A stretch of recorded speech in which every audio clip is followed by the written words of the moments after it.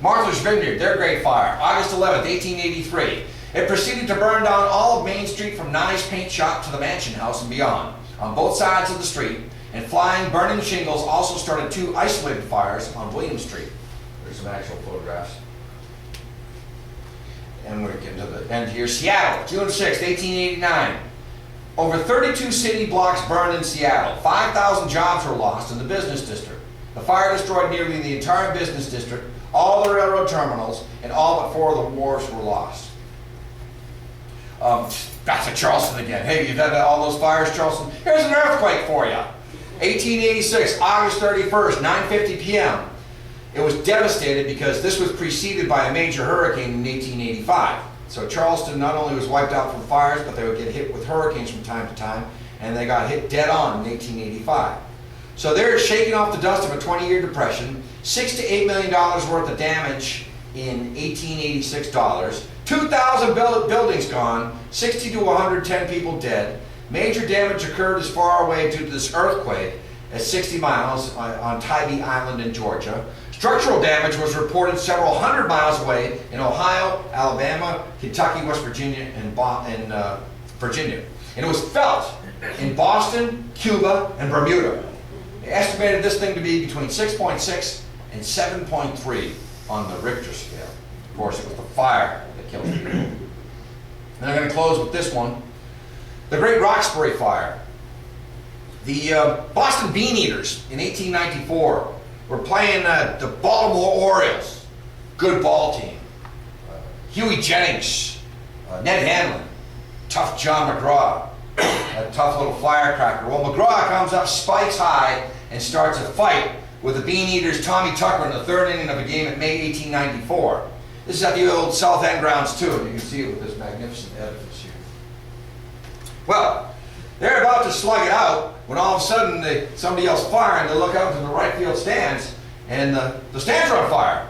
Apparently, a rubbish fire was set by several boys underneath the right field bleachers, and it spread. Burned a large part of Roxbury, 117 buildings, and then the 3rd ballpark, the South End Grounds 3, to occupy the site was much smaller than its predecessor, but it was intended to be more fire resistant. But the Bean Eaters had to move from South End Grounds 2. They played in another stadium called the Congress Street Grounds. Now, I'm a lefty hitter. Love to play there, 175 feet down the right field line. Huh? Put a wiffle ball out there. They played a few of their games there, didn't take advantage of it, and then they moved to South End Grounds 3. So that's the only Boston professional baseball team that played in 3 stadiums in one season. Then the South End Grounds went on to serve as the home for the Boston Braves for 20 years. Braves moved out of the South End Grounds after their home game on August 11th. They moved to Nickerson. And here are my resources for tonight, too numerous to read off, but that's basically my lecture of Great American Fires of the 19th century. I know that we took a huge sweep through 300 years of history, and I went through fast and only took the satiable bullets, but I wanted to get through that tonight. Thank you very, very much.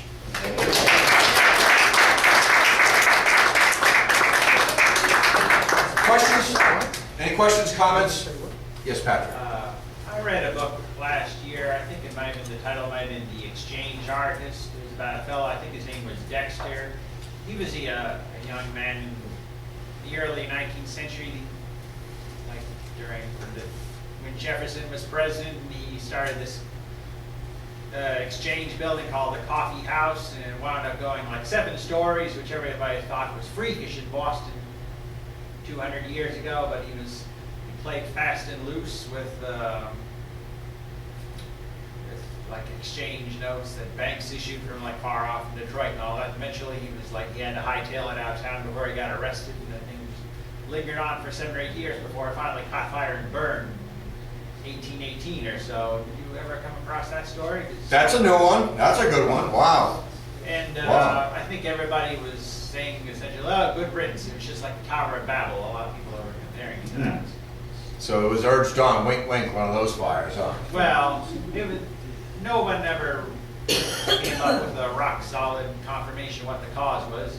There was theories about any number of causes, but they never nailed it down with the exact cause. Yes. I have a quick question. You mentioned in the 1800s that a firefighter was the first one to die in the line of duty, but you mentioned firefighters died in the 1700s.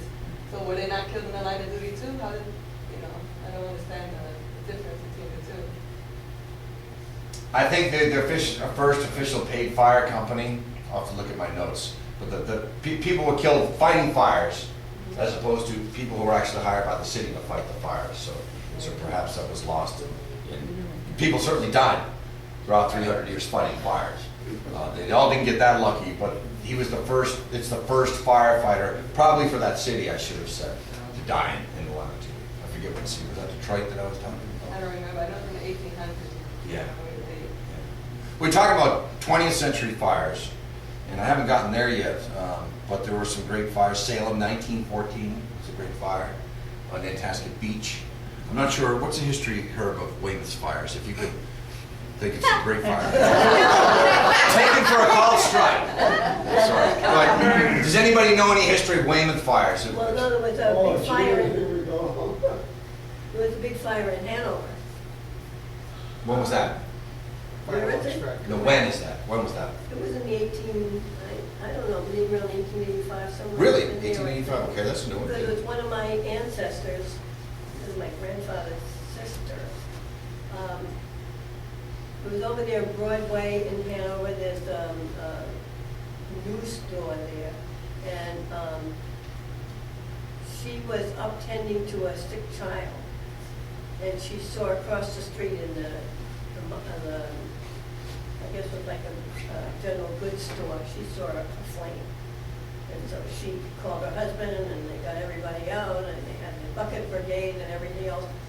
And they thought they had everybody taken care of when the floor, when the roof collapsed and killed somebody in the corner. And after that, they formed the Hanover Fire Department. Huh. What was afterwards? Yeah, we've had with the great art and leather fire, the one that wiped out the whole, the When church. the fire and leather. Art and leather. There were three What was that? things And it was there. one down for the Wharf Street. No, the one on Water Street that took out the Methodist Church, Barbara, which one's? The one that did the three buildings, it was like 1913 or so, because after that they decided to motorize the fire departments. But they in lost North three Weymouth. major. 1913. Yes. No, it was, I'm talking about on Water Street in East Oh, the Weymouth. water, oh, And they okay. lost the church, Wow. Yes, and oh, yeah. there was some kind of a, yeah, the town hall, the church, and there was another building there. There were three buildings, and that's when they decided to motorize it. Wow.